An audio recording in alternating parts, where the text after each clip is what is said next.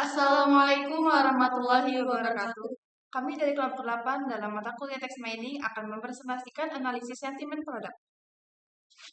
Saya Zahra Zafira, saya Friska Priscilia, dan nanti akan disusul dengan rekan tim saya yaitu Tias Nur Anggara.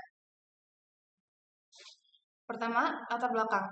Di era digital saat ini, opini konsumen memiliki peran penting dalam membentuk reputasi sebuah produk, terutama di industri fashion yang sangat kompetitif.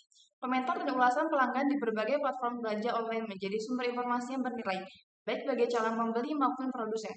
Ulasan tersebut tidak hanya mencerminkan kepuasan pengguna terhadap produk, tapi juga memberikan masukan untuk pengembangan kualitas dan strategi pemasaran. Namun, banyaknya jumlah ulasan yang diterima setiap hari membuat proses analisis secara manual menjadi tidak efisien. Oleh karena itu, dibutuhkan pendekatan otomatis melalui analisis sentimen yang mampu mengklasifikasikan opini pelanggan ke dalam kategori positif, negatif, dan netral. Selanjutnya tujuan. Penelitian ini untuk mengidentifikasi dan mengklasifikasikan sentimen pelanggan terhadap produk fashion berdasarkan ulasan yang mereka berikan, memberikan wawasan yang berguna bagi pengambilan keputusan bisnis. Solusi yang ingin dicapai melalui analisis ini mencakup pengolahan data, ulasan menggunakan teknik natural language processing untuk membedakan sentimen positif, negatif, dan netral, sehingga brand fashion dapat memahami persepsi konsumen secara lebih mendalam. Dengan pendekatan ini, perusahaan diharapkan mampu meningkatkan kualitas produk, menyesuaikan strategi pemasaran, serta memberikan pelayanan yang lebih sesuai dengan kebutuhan dan harapan pelanggan. Selanjutnya dataset. Deskripsikan dataset yaitu dataset yang digunakan dalam proyek ini merupakan kumpulan review produk baju yang terdiri dari 20.000 entry, sebagaimana tercantum dalam file bernama ulasan baju CSV. Data tersebut berisi ulasan konsumen yang mencerminkan pengalaman mereka terhadap berbagai aspek produk, seperti kualitas bahan, desain, kenyamanan, serta kecocokan ukuran. Selanjutnya, karakteristik dari dataset. Jenis datanya yaitu teks ulasan pelanggan, numeric rating, dan kategorikal sebagai brand, jenis pakaian, dan ukuran. Jumlah entry-nya terdapat 20.000, kolom tersedia brand, jenis produk, ulasan, rating, dan ukuran.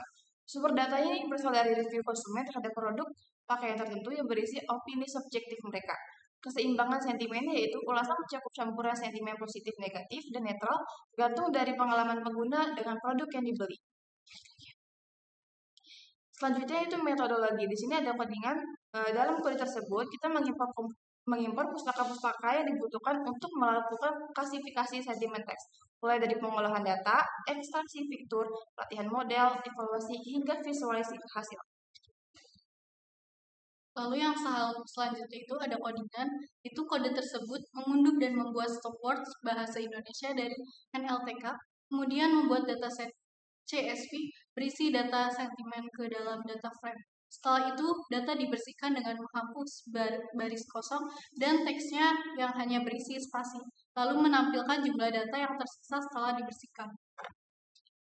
Lalu codingan yang selanjutnya itu kode ini memvisualisasikan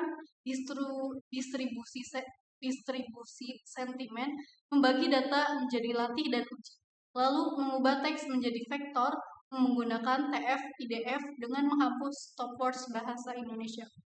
Lalu yang selanjutnya itu kode ini melatih dua klasifikasi yaitu knife based dan logistic regression menggunakan data latih hasil TF IDF lalu memprediksi data uji dan mengevaluasi kinerjanya dengan mencetak akurasi dan classification report untuk masing-masing model.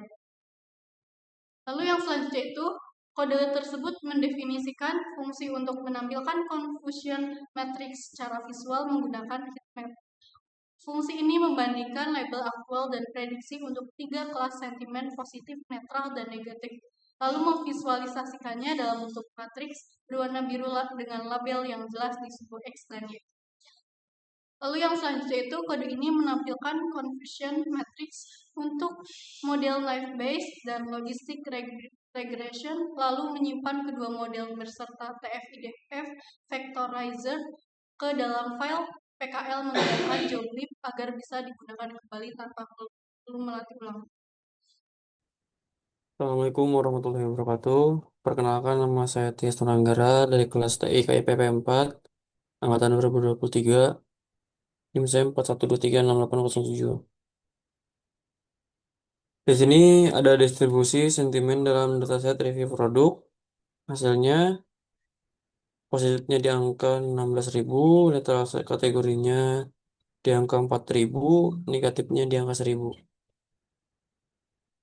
Evaluasi Navi Bayes, akurasi 0,84375.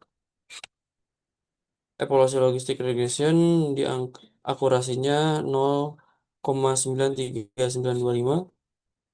Positifnya di angka 3238. Netral prediksinya ada di angka 137. Convention matrix logistik regresinya di angka positifnya di angka 3143. Netral prediksinya di angka 517. Negatifnya di angka 97. Kesimpulan analisis sentimen dengan pendekatan NLP terbukti mampu mengklasifikasikan opini konsumen terhadap produk pasien secara efektif.